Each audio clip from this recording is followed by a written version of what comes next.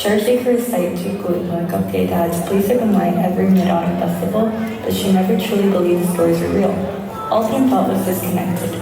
On the night of Trung Thu, when the moon was full and bright, Thien slipped out to the courtyard to get away from all the chaos. Oh my, did you really believe the story was true? Save the story.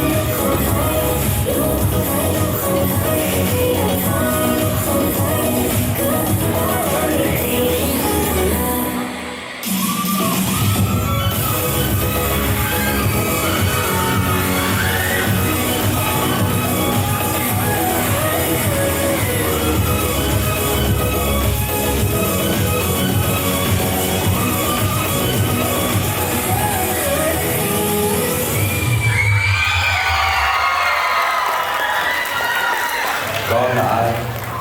Con không nên ở đây. Con tên là Tiên. Ủa, chú có phải là chú Cội không? Where am I? Is this the moon? This is the heart of the legend. It's the root of every Trung Thu story. Every lantern lit, every tale told. But look, mọi người đã quên mất Trung Thu. People are forgetting. The old stories are fading. Families stop telling them, children stop believing. And without the stories, Trung Thu loses its magic. Right then and there, Thien remembered what her grandma used to tell her. Con ơi, chúng ta phải luôn kể chuyện, thì truyền thống Việt Nam mới còn sống mãi. How can I help? Follow me. These dark lanterns are portals into fading memories or lost traditions. When you pick up a lantern, the portal will open and bring you to someone who has forgotten the spirit of Trung Thu. And so, Thien's adventure began, not just to save the banyan tree, but to protect the heart of Trung Thu itself. The stories that connect families, the traditions that cross generations, and the lanterns that glow against the dark. Em này là Hùng. Trước đây, em ấy thích xem múa lân, nhưng em ấy đã dừng lại. He stopped because no one in his family cared for it. So now, he sits playing video games, ignoring the neighborhood kids trying to practice the line dance outside. Here, you can use this to help him. Who are you? Where'd you come from? Just a friend. Why aren't you over there practicing with the other kids? My parents say line dancing is just a noise. No one in my family cares. So why should I? Do you know what this is? Jukoi symbols. It's not just noise, it's your roar. It brings everyone together and it brings love.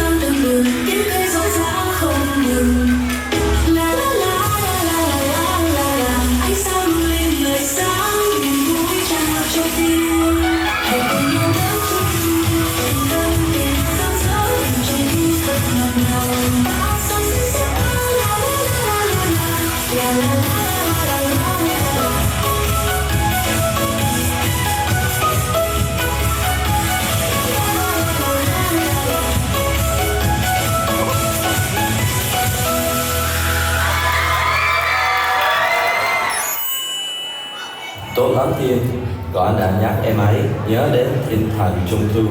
Each lantern holds a story. Some are bright and bold, others quiet and tender. The next one is a grandma who used to run the busiest bakery in town, selling her famous bánh Trung Thu. But now, she sits in her empty bakery waiting for customers to come in. Bà ơi, sao bà ngồi một mình vậy? Ngày xưa, tiệm bánh này lúc nào cũng đông trẻ con lắm. Nhưng bây giờ, ai cũng mua bánh ngoài chợ. All of my recipes will be forgotten. Bà ngoại của con cũng từng dạy con làm bánh. Bà chờ con tí xíu nha. Hey everyone, follow me. I have something really cool to show you. Trong nhà bếp nhỏ ấy, những công thức xưa lại được truyền sang đôi tay mới. In that quiet kitchen, forgotten flavors came alive again through younger hands.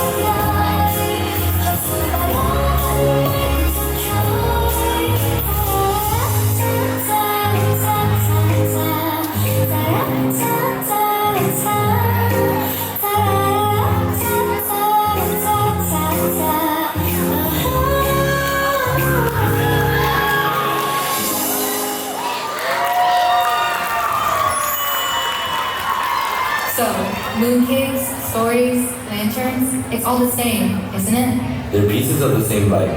Every recipe, every story, every lantern passed down. Câu chuyện tiếp theo là về hai người bạn. But time caused them to drift apart. Min and Tham used to be best friends. Min gave Tham a handmade lantern when they were kids, and every year they would meet at the rooftop and light their lanterns together. They started growing distant as they entered high school. Different classes, different friends. We're not going up? She's up there, isn't she? What? How do you know? Whatever.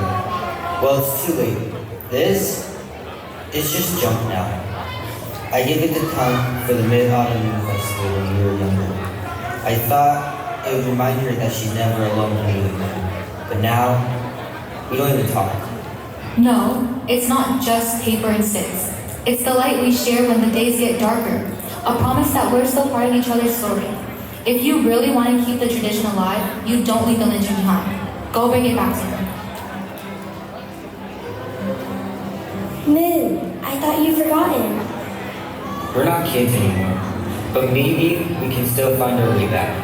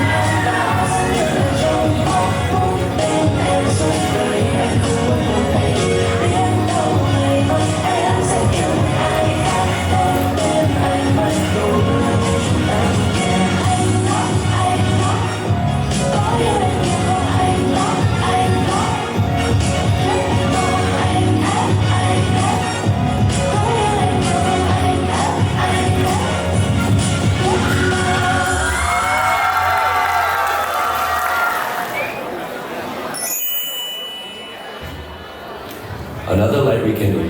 Good work. They kept their promise, even when they thought they lost it. This is how traditions and stories are preserved. Khi có những người bị can đảm để nhớ và để kể lại. The answer is not found in perfect lanterns, but in people brave enough to light them again. Ready for the last one? What? Is that bad? Why is he showing up here? He has always loved Trung Thu. We were even supposed to go to the festival later tonight, but he had to stay late at work. That's right.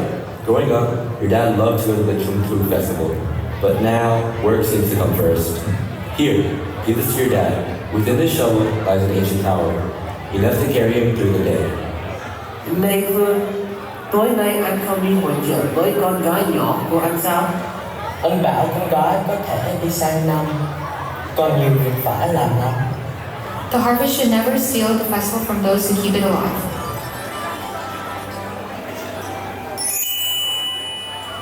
What?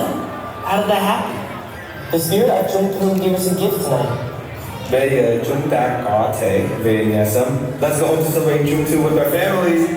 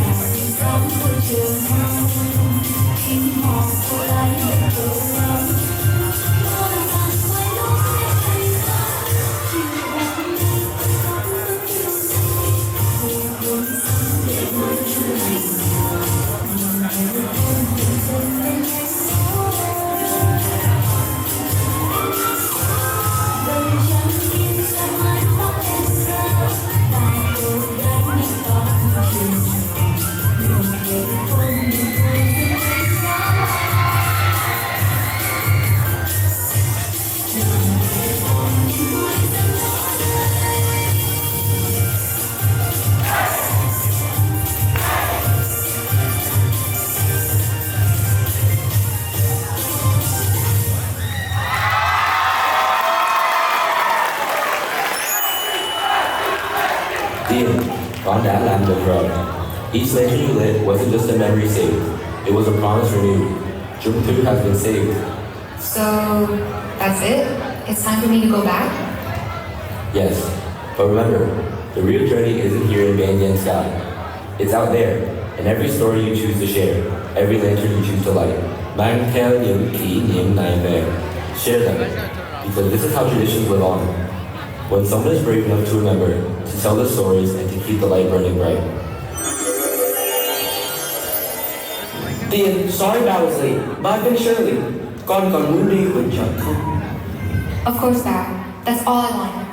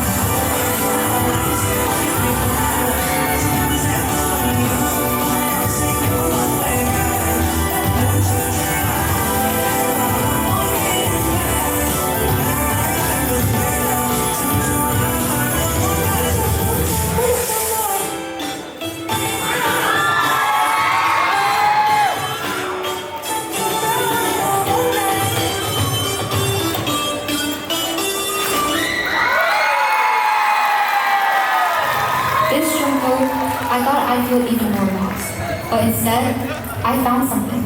I saw how a single lantern, a drum beat, a mooncake recipe, even a memory can keep the spirit of Trung Thu alive. Miễn là con người kể chuyện, ngọn đèn này sẽ không bao giờ tắt.